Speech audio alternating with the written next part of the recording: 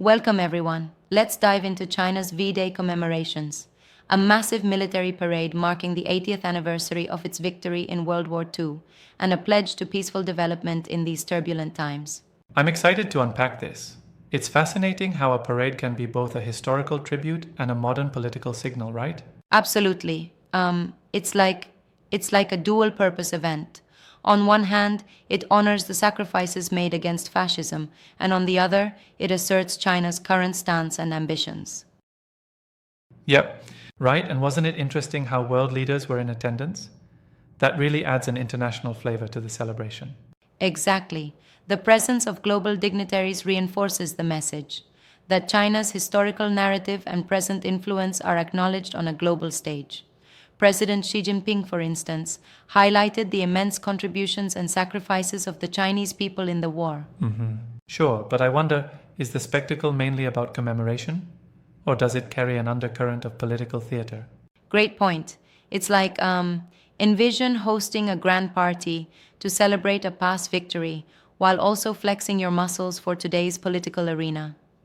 There's this careful narrative construction, a mix of homage to history and a show of strength intended to assure both domestic and international audiences. Yeah, I get that. But don't you think there's a risk that this might be interpreted more as propaganda rather than a pure tribute to historical events? Well, it can be seen that way, a bit like using a historical milestone as a backdrop to assert current policies. It's this curated display that reminds people of a collective past, while at the same time signaling China's readiness to shape its Right. future. I see. So while it's a celebration, it also functions as a sort of political tool, using history to influence today's international discourse. Exactly. It's a strategic blend. The parade commemorates World War II's victory, but also, reinforces China's commitment to peaceful development. It's like saying, we remember our past sacrifices, and now we're using that strength to promote stability. Absolutely. And in that light, the display of advanced weapons and equipment isn't just for show, right? It's a meticulous orchestration intended for both remembrance and deterrence. Right on. It reminds me of a scenario where you celebrate a championship win, but you also want to show that you're still the team to beat. Here, military might is displayed alongside calls for peace, a kind of dual messaging that's both symbolic and strategic. Sure, but don't you find that blend a bit contradictory? Promoting peace while simultaneously projecting military power? It does sound paradoxical, doesn't it? But the intention is to build a narrative where military strength is not aggressive, but rather a protective force ensuring that peace is maintained. Think of it like a shield, an assurance that the past sacrifices will never be in vain. Yeah, that makes sense. And what about the digital side of it? I noticed a lot of hashtags like Tanzi Heat, Has China, Chas Japan, even mentions of global figures. It seems the event also has a significant online presence. Definitely. The use of social media hashtags amplifies the narrative globally, turning the parade into a multimedia event. It's like an invitation for a worldwide conversation about historical memory and current geopolitics. Yep. It's interesting to think about how state-backed media, like CGTN America in this case, plays into the narrative by controlling the framing of such events. Absolutely, and that control over narrative is crucial. You have state media carving out the message that emphasizes national pride, collective sacrifice in Dobitawe, and a future of peaceful development. It's very much a part of the strategy to legitimize current policies by tying them back to historical events. While that's compelling, I wonder if the curated narrative may obscure some nuances. Like, is there room for alternative interpretations of this history? That's a valid challenge. Critics argue that such presentations can, intentionally or not, oversimplify the complexity of history. By focusing solely on heroic sacrifices and military might, it risks sidelining, say, the multifaceted international perspectives on World War II and its aftermath. Exactly. It does sound like a bit of selective memory, highlighting the victories and sacrifices, yet perhaps glossing over the more controversial dimensions. Right, and yet it's a powerful reminder of how history can be repurposed to serve modern narratives. The parade, through its symbolism and international participation, tells a story that's both a remembrance and a strategic assertion of power. Yup, indeed.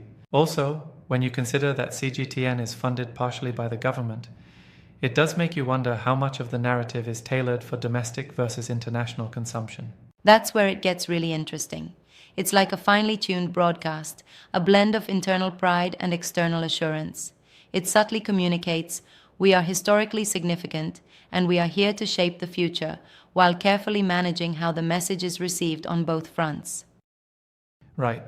And speaking of shaping the future, how do you think these commemorations impact international relations, especially amidst ongoing global tensions? Great question. Such events solidify China's role on the world stage and, in a way, set expectations for diplomacy and global alliances.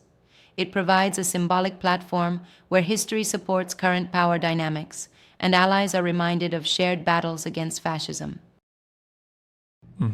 That lends a sort of historical legitimacy to current policies, using the past as both a shield and a sword in international negotiations. Precisely. It's like a powerful narrative tool, one that integrates valor, sacrifice, and modern ambition to forge a coherent national identity.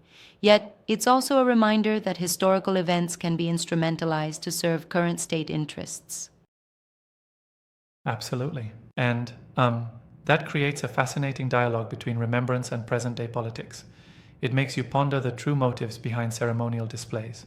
Exactly. It's a layered narrative. On one level, it's about honoring World War II heroes.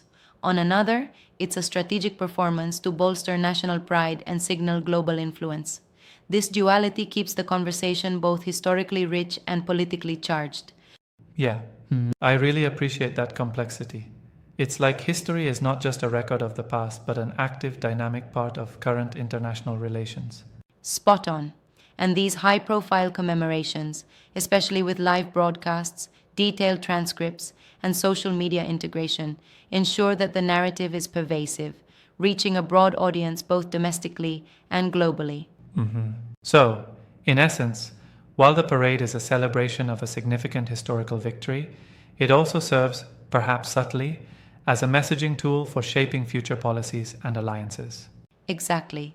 It's like an ongoing dialogue between the past and the future, where commemoration meets contemporary strategy.